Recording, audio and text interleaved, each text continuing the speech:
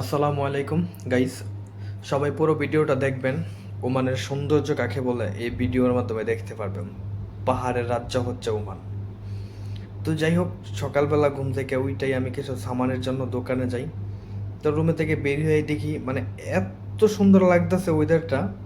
মানে পাহাড়গুলো হচ্ছে দেখা যাচ্ছে আবের উপরে আর আব হচ্ছে পাহাড়ের নিচে। এরকম একটা অবস্থা।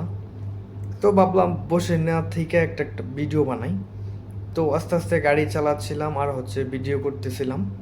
তো এখানে আবার ভিডিও করা রিস্কলি, কারণ এখানে হচ্ছে ক্যামেরা নাই, তারপরে হচ্ছে প্রশাসন নাই। যে যার ভাবে ঠাস ঠুস গাড়ি চালায় এদিক সেদিক ঢুকায় দেয়। তো যাই হোক, বাপের বেটার মতন চিন্তা ভাবনা না কইরা আস্তে আস্তে চালাইতেছি আর এক হাতে ফোনটা নিয়ে ভিডিও করতেছিলাম।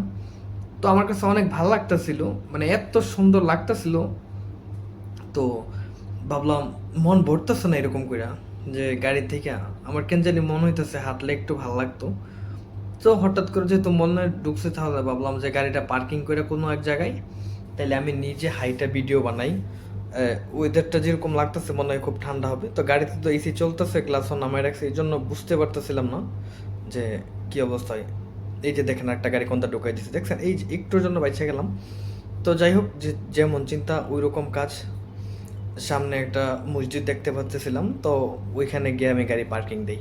ঠিক আছে, তো গাড়ি পার্কিং দেওয়া হয়ে গেলে আমি গাড়ি থেকে নেমে যাব, এরকম একটা প্রিপারেশন নিয়ে রাখছি। তো যেহেতু আমি মসজিদের দূরে থেকে টার্গেট নিয়ে রাখছিলাম মসজিদে এখানে পার্কিং দিব, তো শেষ মতো আইসা পড়ছি মসজিদে।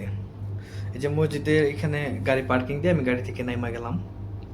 নাইমা ভাবলাম সামনে মনে হয় খেজুর গাছ কিছু দেখা যায়, হয়তো ওইখানে লোকজন কাজ করে। তো আমি ভাবলাম যে আগে আশেপাশে দেখা, এই যে যে উমান আছে এইখানে হচ্ছে আপনাদের বড় কোনো দালান কোঠা নাই, গ্রামের মতো একবারে প্রাকৃতিক সৌন্দর্য যেটা বলে উমানের এইটাই। ঠিক আছে, এখানে কোনো বিল্ডিং নাই, কোনো দালান নাই, কিছু নাই, সব কিছু ছোট ছোট ঘর। হুম এখানে মানুষ গরু ছাগল পালে, দিন যাপন করতেছে এরকম গ্রামের মানুষের মতো। তো যাই হোক, আমি আস্তে আস্তে ভাবলাম যে সামনে যেহেতু খেজুর গাছ দেখা যাচ্ছে, সামনে গিয়ে দেখি লোকজন পাই কিনা। কিন্তু গাড়িতে নামার পরে আমার এত গরম লাগতেছে, মানে কি বলবো, মানে এক পর্যায়ে আমি ঘাইমা যেতেছি। কিন্তু ওয়েদার দেখে একটুও মনে হবে না যে এত গরম। মানে যাই হোক, আমি নিজেও কল্পনা করি নাই এত গরম হবে। তো ভিডিওটা দেখেন, দেখলে লাস্ট পর্যন্ত দেখেন, আরো সুন্দর সুন্দর পাহাড়, সুন্দর জায়গা আমি দেখাইতেছি। দেখছেন আমার অবস্থা, গরমে পুরো ভিজে যেতেছি আমি। তারপরেও আপনাদেরকে ভিডিওটা দেখানোর জন্য জায়গাটা কত সুন্দর। আবার আমি মানে জায়গাটা চেঞ্জ করলাম একটু, বললাম যে সবাইকে যেহেতু ঘুরায় ফেরায় দেখাতে হবে, তাহলে ভালো করে একটু দেখাই। তো ভাবলাম যে একটু সামনে যাই দেখি যে আর কিছু দেখা যায় কিনা। তো এখানে হচ্ছে এই ঘরবাড়িতে হচ্ছে মানুষজন নাই, কারণ এরা হচ্ছে সবাই দুবাইয়ের পাসপোর্ট পেয়ে গেছে। তো মাঝে মধ্যে এখানে ঘুরতে আসে। তো আমি যার আমার কফিল, সেও হচ্ছে দুবাইয়ের পাসপোর্ট পেয়ে গেছে অনেক আগেই। তো তার এখানে ঘর আছে। তো এই কারণে সে মাঝে মধ্যে এখানে আসে। মাঝে মধ্যে বলতে মাসে 3-4 বার তোমার আসা হয়। তো যাই হোক, ঘুরতে ফারতে একটু জঙ্গলের কাছে আইসা পড়লাম। এখানে গাছপালা, পরিবেশগুলো অনেক সুন্দর, আবার পাহাড় থেকে নিচে পানি পড়ে ঝর্ণার মতো। যদিও ওটা দেখা যায় না, কারণ এটা ব্রিজের নিচে দিয়ে চলে যায়। তাও দেখানোর চেষ্টা করব, ভিডিওটা পুরোটা দেখতে থাকেন। আর অবশ্যই যদি ভালো লাগে তাহলে অবশ্যই আমার চ্যানেলটা সাবস্ক্রাইব করে দিবেন, একটা লাইক করে দিবেন, ভিডিওটা শেয়ার করে দিবেন। তো আমি আর দেরি না করে আস্তে আস্তে উপরের দিকে হাঁটতে শুরু করলাম। কারণ যদিও ভিডিওতে দেখা যাইতেছে রোডগুলো সমান, আসলে সমান না, কোথাও উঁচু কোথাও নিচু ডালো এরকম। তো হাঁটতেও প্রচণ্ড কষ্ট লাগতেছিল। এক পর্যায়ে আমি ক্লান্ত হয়ে যাই। তারপরে ভাবলাম ভিডিও আর করবো না, যেহেতু এত গরম। তারপরে মন মানতেছে না, ভাবলাম যেহেতু এত সুন্দর ওয়েদার, ভিডিও তো করতে হয়। আর এই যে ঘরটা, এখানে হচ্ছে উপরে ছাগল পালে। হুম তো আমি ঘুরে ঘুরে দেখে, ওই যে দেখেন মসজিদ কত দূরে, আমি ভিডিও করার জন্য কত দূরে হিসাব করছি হাইটটা। তো চারিদিকে ঘুরে ঘুরে দেখাইতেছি, ঠিক আছে। তো আর ভাবতেছি যে একটা ভিডিও বানানোর জন্য কত কষ্ট করতেছি। মানে শুধু উপরের দিকে উঠতেই আছি উঠতেছি, দেখছেন নিচে কিন্তু এই যে গড়গুলা কিন্তু নিচে নামতেছে, আস্তে আস্তে আমি উপরে উঠতেছি। তো এই বকবক না করে এখন আমি একদম উপরে চলে আসছি, মোটামুটি উপরে যেখানে রাস্তা যায় এখানে এসে পড়ছি আমি। তো আইসা এই যে দেখেন পাহাড়ের উপর থেকে নিচে দিয়ে পানি পড়তেছে ঝর্ণার মতো।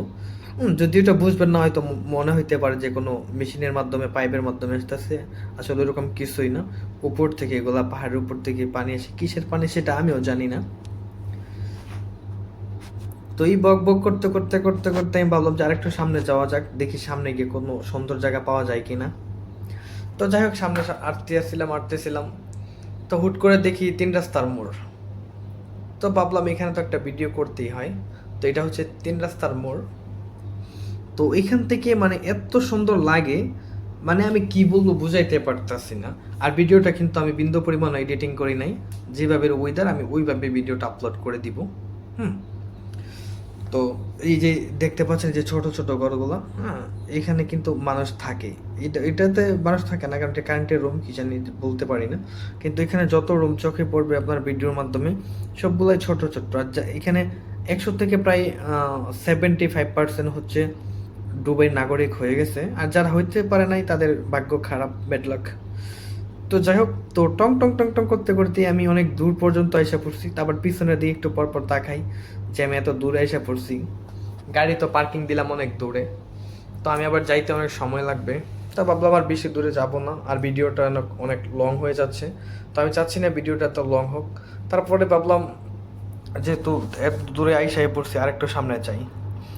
কিন্তু সামনে গেলে হয়তো ভিডিওতে আরো সুন্দর সুন্দর পাহাড়, সুন্দর সুন্দর গাছপালা দেখতে পারবেন।